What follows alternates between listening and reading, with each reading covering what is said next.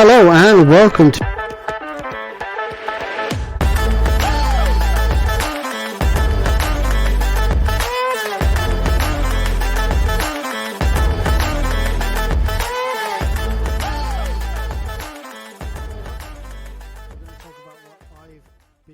or not been doing this week. We're also going to look into some nutritional advice. So we're looking at B vitamins this week. So B1, B2 and B3. I'll be letting you know what they do and how you can put them into your diet with the food groups that you can eat. We are looking at fitness, how you can grow your abs from a pull-up bar. A lot of people will be scratching their heads or walking around or listening to this going, well, I'm hanging from that. How can I build my abs? There are a few killer exercises that can definitely help build a killer core. And we will be discussing a little bit of news this week in terms of what's going on with the business and deals that you can get over the next few weeks. And of course, wouldn't be the same without finishing off with the golf portion of the show. And this is something that has popped up not once but 3 times in the last couple of weeks, so I thought I'd discuss it. Do you need more wedges in your golf bag? We'll get to that answer at the end of the show. Okay then folks, here we go. We're straight into it. As I say, if you haven't listened to the show before, or you are listening to the show on a regular basis, please like, subscribe and share it with your friends. I do talk utter nonsense most of the time, but a lot of it is very informational nonsense and can be very interesting if you're a golfer or you're looking to gain some fitness through golf, or you're looking to get longer and stronger at playing golf. I am a strength and conditioning coach. I'm also a nutrition and weight management specialist and flipped into golf in 2023, and I've already helped dozens of golfers improve their game, improve their fitness, gain some distance, lower their scores. And obviously, winter is here. The golf course that I work at as a coach and a greenkeeper as well, more strings to my bow, is currently shut. We do shut for around 3 to 4 months. Last year it was 6. Hopefully it's not going to be 6 this year. I'm praying that we get a cold snap and the rain just goes away. But we're doing some improvements to the golf course over the winter once again, and hopefully if the rain does hold off, we'll be back again early in 2024. Like I say, like, subscribe and share, and for the next half an hour or so you're going to listen to me witter on about some things that you may or may not be interested in, but they are definitely going to keep you coming back for more. So obviously we'll start the show with that news. So if you are a gamer and you're interested in any way, shape or form by VR headsets. Now I bought a Quest 3 March 2022. So that's quite a long time ago, almost 18 months. I've also got a Quest 3. So at least once a week, I'll be putting a little video out on Twitch, and then once a month on YouTube, dedicated to one of the games on the console. If you are interested in watching and listening to my voice talk about VR games, then you need to go to, it's Vinny's in VR. So that's VINNYS _ in IN _ VR. VR is in capital letters. You'll find us on Twitch and on YouTube and also on Instagram.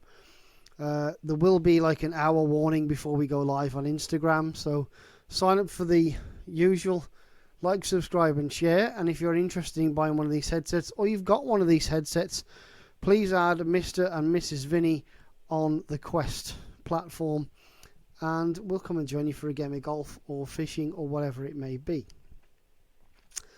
So that's that out of the way. My personal training, I haven't done a lot. We've been quite ill. I said over the last week or so, the wife works at a care home. I've been out doing stuff in this lovely winter air, and we've both felt like crap, so I haven't trained at all this week. I've actually slept in till 9 a.m. on 2 occasions over the weekend and really feel rough. But I've got my driving test tomorrow, so that's good news, I suppose. Talking of also news in terms of business, well, obviously golf lessons at the Himley Hall Golf Centre, the last ones are this week. 1st of December, it will be shut down completely up until the 1st of February at Himley. So I will not be returning to do any lessons at all at Himley Hall Golf Centre in the West Midlands until the 1st of February at the earliest. Keep an eye on the Facebook and Instagram pages of both Failsafe Fitness and Himley for those details. If you do want some coaching though, I am still doing it at home in Stourbridge at the Failsafe Fitness home base. You can still book lessons in with me. We can still take a look at your numbers, and Launch Monitor will be available to take a look at that and fix your golf swings. Also, of course, personal training and nutrition, Black Friday, Cyber Monday, Christmas is around the corner. There will be the opportunity to buy the packages. So people who haven't listened to this podcast before, if you go to the links in the on the description, website, booking site, we do have packages. So I do a $125, $250 and a £400 package, which gives you various, whether it be golf related, fitness related, sports related. They're just packages of things that I offer to people throughout the year, and coming December those packages are going to half price. So that's a little snip. If you're listening to this podcast, you will be the first people to know about it. But 1st of December, all of Failsafe Fitness packages in terms of sports, nutrition, fitness and golf will be 50% off right the way until the 20th of December, and all those packages can be used from the 1st of February. So I'm not here throughout January. I'm not going to be available throughout that month at all for any kind of training or whatever, but 1st of February you can buy your package at 50% off. That package will be sold right the way from the 1st of December right the way through till the 21st of December. So you'll have 20 days to book your package. And that package will obviously be extended. We normally have a 90-day or 180-day. We're actually going to extend that to 120 and 210 days to be used, because obviously I'm not going to be available through January. So let's crack into the show, shall we? I think that's enough about me. Enough about my first world problems as a business owner and what I'm going to be up to. Let's see what we can help you with this week. So last week I did vitamin A. So a little short snippet. It was only a very short podcast last week. So I just did vitamin A. So we're going to talk a little about the B vitamin group. And obviously you've got B1, B2, B3, B6, B7, B9, B12. We're talking about 1, 2, 3 today. So vitamin B1, which is themin, B2, which is riboflavin, and B3, which is niacin. Now you may have heard of these. All of these are added to a lot of cereals. So when you're looking in your local supermarkets, you'll see these with added vitamins like themin, riboflavin, niacin. They're added to cereals, because obviously during the process of making them, they're taken out. So they add them back in. And to be fair, B1, B2, B3, all very similar. You know, they help convert food into energy and is critical for nerve function. B2 also helps support healthy skin, hair, blood and brain. B3 helps again convert food for energy, and is essential for healthy nervous system. And vitamin B1, pork, soy, watermelon, tomato and spinach. So if you need to increase your B vitamins and help convert your food into energy, then vitamin B1 is the one you need. Pork, soy, watermelon, tomato and spinach are all on that list. Vitamin B2, obviously again, that healthy skin, hair, blood and brain. A lot of dairy products, meat, green leafy vegetables and enriched wheat. And oysters are a great source of vitamin B2. Vitamin B3, niacin. Beef, chicken, shrimp, avocado, peanuts, tomatoes and spinach are the top things that you can get your B3 from. And of course, B1, B2, B3, those are also available in a lot of cereals that you'll see on the shelf in your local supermarket. And like I say, these are essential vitamins to help convert food into energy for your central nervous system, and obviously your blood and your brain function and nerve function. If you don't get enough, you're definitely going to know about it. So yeah, add those into your diets, people. Add those foods into your diets and keep those vitamins topped up. And that's your vitamin and your little nutrition tip for this week. We will go into the rest of the B vitamin family next week, and then we'll look at C, D, E and K the week after.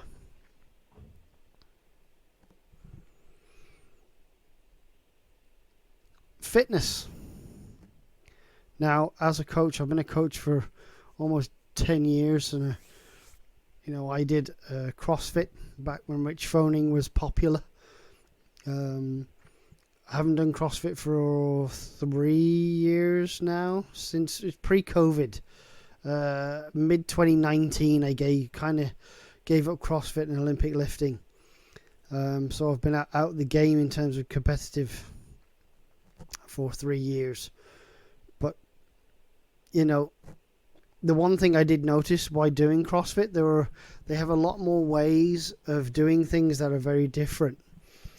And a lot of the CrossFit athletes are very strong cores, and it's because they do a different bunch of exercises to the rest of us. Everybody thinks CrossFitters are crazy. Maybe there is a little bit of that, but they also do some very good exercises, and these are 3 exercises for the core, for your abs, that you can do from a pull-up bar. Yes, you're going to obviously build some muscle in your grip and your arms, but these 3 exercises, the first one is going to be the L-sit. So it's something that we used to do a lot of in CrossFit to help build the strength in positions. So when you're trying to get a muscle up, it's very important to be strong in that sort of L-sit position to be able to pull and hold your weight together to pull yourself up over the bar.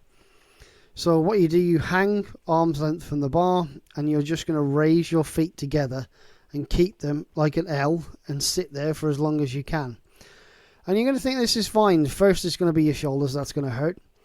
Then it's maybe going to be your legs. But suddenly you'll feel you need to use the lower part of your abdominals to help stabilize and bring your legs up. And you'll just slowly feel them drop.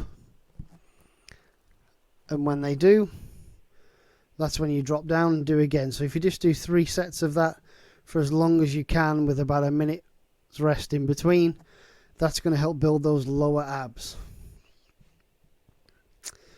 Second one is either together or alternate knee raises.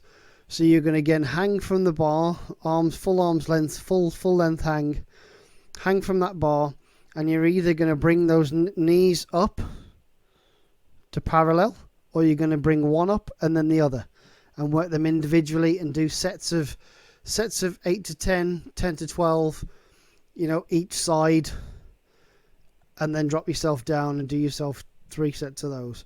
Again, working the very similar muscles to the L-sit, but obviously you're going to be moving, which is also going to help create some strength in that position when you're holding the bar as well. So you're going to build the upper body and the core. Third exercise, very interesting. It's going to be toes to bar. So you're not going to want to do this in a main gym. Probably your Globo gym are not going to like it. But if you are at a CrossFit, then toes to bar is a very, you've got to hang from the bar, you've got to swing, but you've also got to have that flexibility and the ability to bring those abs. And what I found a lot of, toes through rings as well was another one. So if you can't do toes to bar, do toes through rings. Very similar, but gives you a little bit more swinging freedom. It's a great exercise to build that core, and again, it's creating that contraction in your core. So 3 exercises: the L-sit, knee raises, whether they be individual or together, and toes to bar will definitely help build a very strong and very stable core. I know it did for me.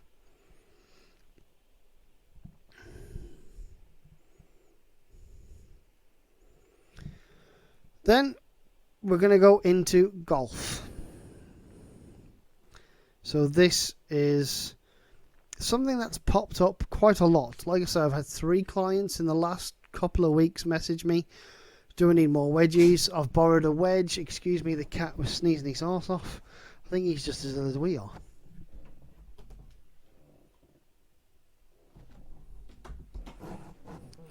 So that's the kitty cat out of the way. I found this when I started playing golf.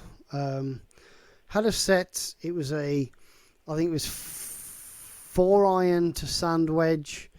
I never really thought about custom wedges or that low end of the bag. And it wasn't until I bought a slightly better set later down the line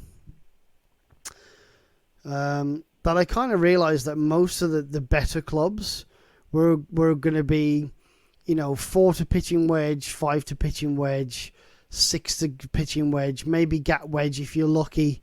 If you're going down, the expensive Titleist Cobra, tailor-made route, you could pick, depending on whether you wanted a longer irons in your bag or you wanted to put hybrids in that end of the bag. So you could have 6 to pitching wedge or 6 to gap wedge because they made them. But it's finding wedges at that end of the bag to suit you. I've gone from a traditional set of big sort of forgiving cavity backs in the hippos, where the pitching wedge is actually 46 degrees, to a set of Calis. So I go 4 to pitching wedge. The 4-iron is 24 degrees and the pitching wedge is 46 degrees. So there's about a 4-degree gap between 4-iron to pitching wedge in the hippos. Now, I've recently switched and I bought for 2024, and it's a set that I do like and I'm going to keep, I think. I got some Cali cavity backs. I can't remember the name off the top of my head, but they're Cali cavity backs. They're stepless steel. So they're beautiful, they're long, but the 5-iron starts at 22 degrees. And the pitching wedge is 44 degrees. And when you're looking at those numbers, a lot of people are probably out there going, what's he talking about numbers for? Who cares what the 4-iron is, the 5-iron is? Well, I'm going to get to the point. The point is, a lot of sets, like Wilson do great package sets, Cobra, the XL series, I've had a couple of people buy those irons. They're fantastic sets of clubs for the money. You can pick them up for 200, 250 quid, 6-iron to sand wedge, or you're looking at a hybrid to sand wedge in some cases for the 250 quid. And they're a great set. But that sand wedge is quite strong. It's like a 53-degree wedge. With a pitching wedge that's around 45 degrees, there's an 8-degree gap. And as I said before, my Hippo set are a consistent 4 degrees. Cleveland tend to do the same.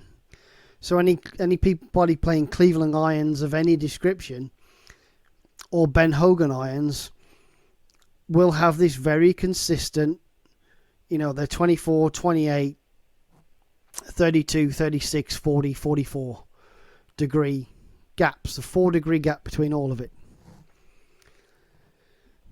And it's very hard not to look at that and go, well, okay, so that pitching wedge is 44 degrees. What's the lowest? What's the next wedge? So obviously Hippo don't do a gap wedge that I know of. So you're looking at 46 degrees for that pitching wedge. And my next wedge, which is my Cleveland, is 52. And I went 52, 56, 60. So that's again 4-degree gap, 52 degrees, 56 degree sand wedge, and a mid bounce 60-degree wedge. In hindsight, if I was going to choose again, because I'm quite proficient with my 8-iron and 6-iron and pitching wedge, gap wedge around the greens, I probably wouldn't have as many wedges. I personally prefer more firepower at the top end of the bag, because if I'm struggling off the tee with a driver and I've only got a driver and a 3-wood and I can't hit either of them, then being able to hit a hybrid or a driving iron off the tee, having 4 options off the tee at that end of the bag is going to do better than me learning to chip with a couple of clubs at the other end. Personally, I think if you can get it further off the tee, more accurately off the tee, then what comes later, you can always teach yourself with a couple of clubs, and having 2 or 3 different shots with those clubs in the bag is a better idea. But on the flip side of that, if you're one of these people who's happy with that end of the bag, but they feel they don't have enough versatility at the bottom end of the bag, then having a 60-degree wedge to get you out of a pothole bunker, very valid. But my 60-degree wedge, especially in the summer, with the courses that I tend to play on, which don't have a lot of big pot bunkers, just comes for a walk.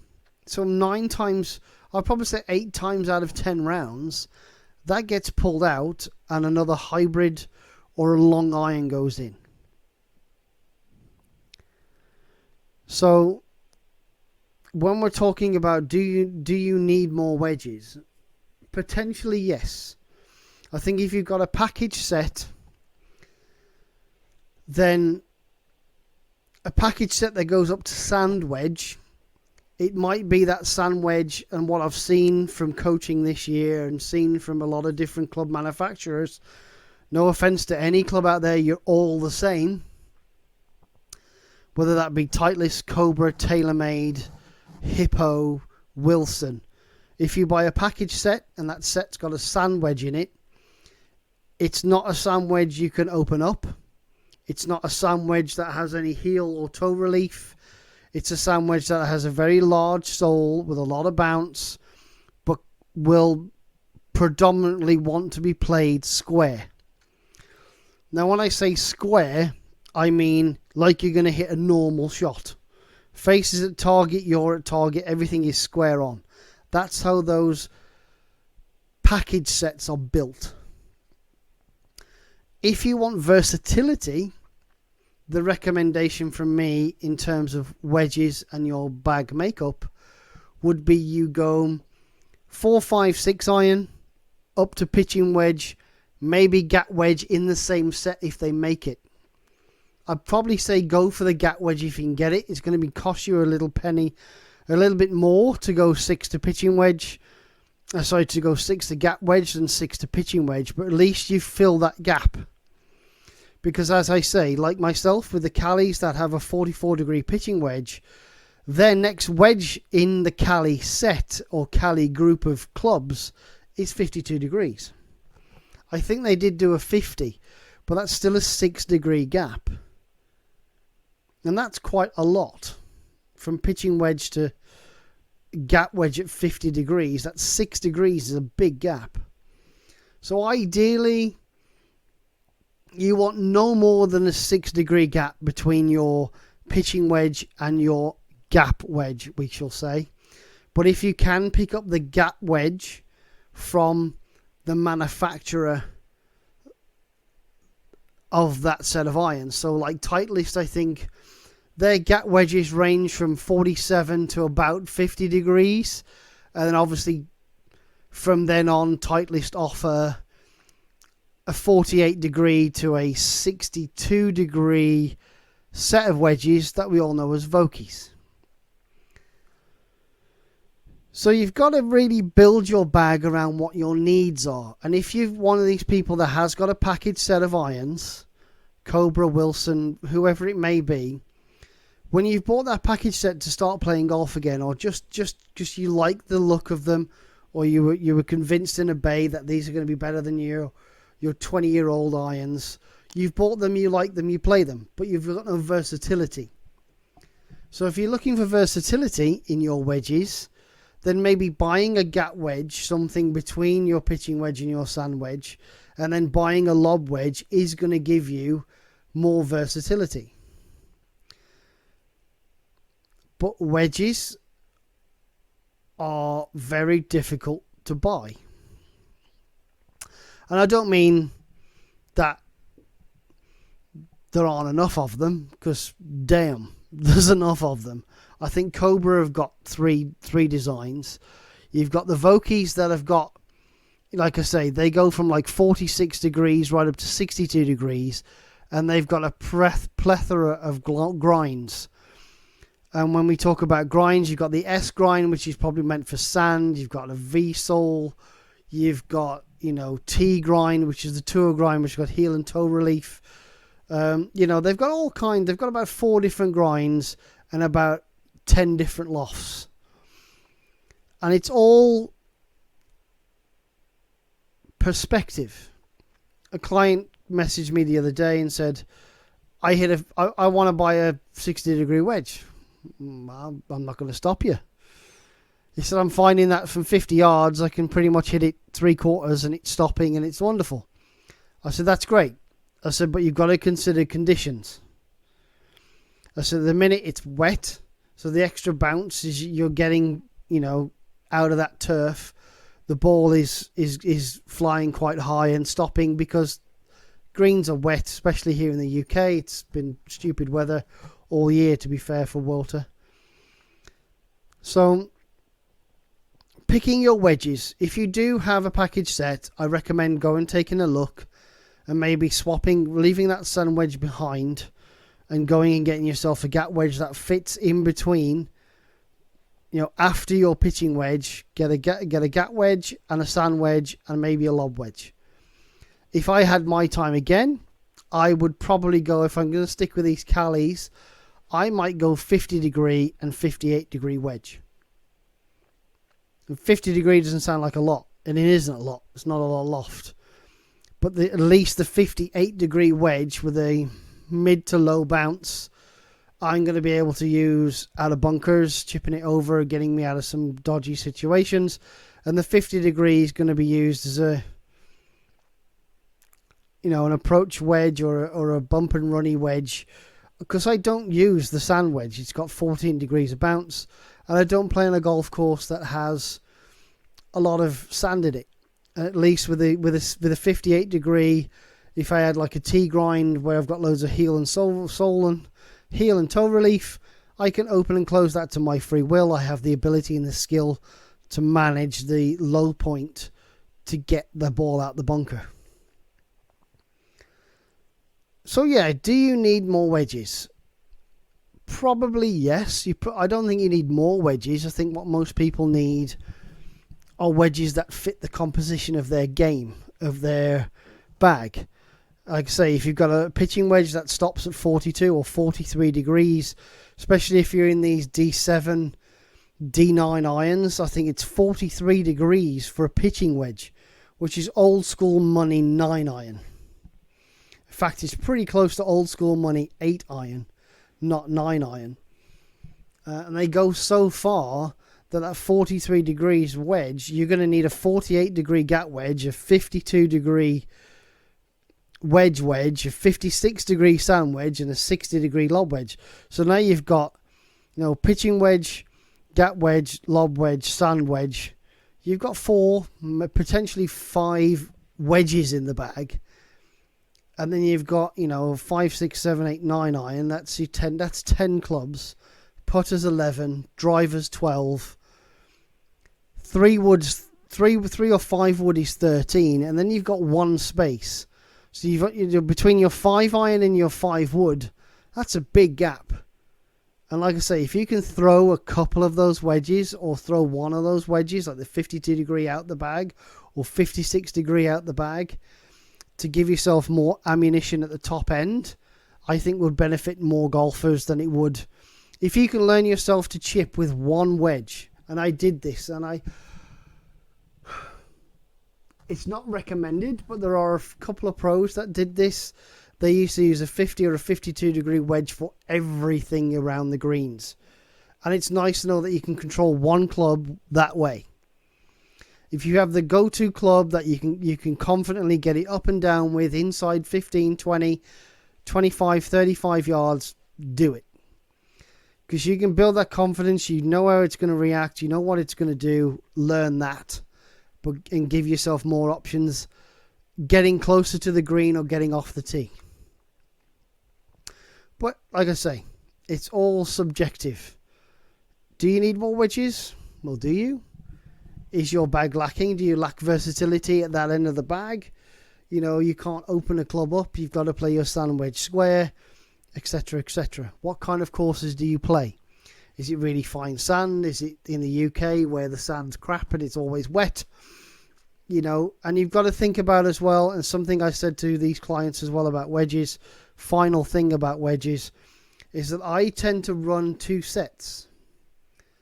So I have a 2 medium bounce and a high bounce sand wedge. And I also have 2 low bounce and a medium bounce sand wedge. And the reason being is when it gets hot in the summer, that loads of bounce is going to off the floor. It's going to crash into it. That hard pan isn't going to be fun. And you've got loads of bounce. All you're going to deliver is the leading edge of the ball. With a little bit less bounce on the bottom of the club, you're going to deliver the leading edge under the ball. You're going to get a better strike. So that's the last thing I want you to consider when it comes to wedges. If you're looking for versatility, get yourself 4 wedges on opposite ends of a scale. And I'd always like you to have a low bounce and a high bounce wedge. Low bounce if you're using it for a lot of shots like chipping and full shots, lower bounce the better. And if you're using it out of bunkers or really strange lies or just as a utility club, then have a medium bounce with lots of heel and toe relief so you can open it, close it, and use it really well. I hope that helps. And that's pretty much it.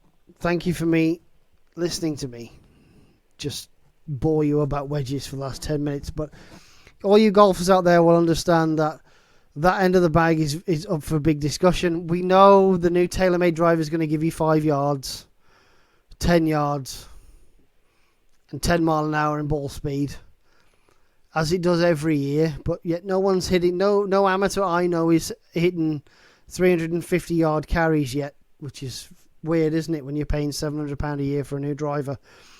But getting better at the low end of the game and giving yourself more options off the tee when that £700 driver is finding a tree 30 yards to the right of you after that big banana slice.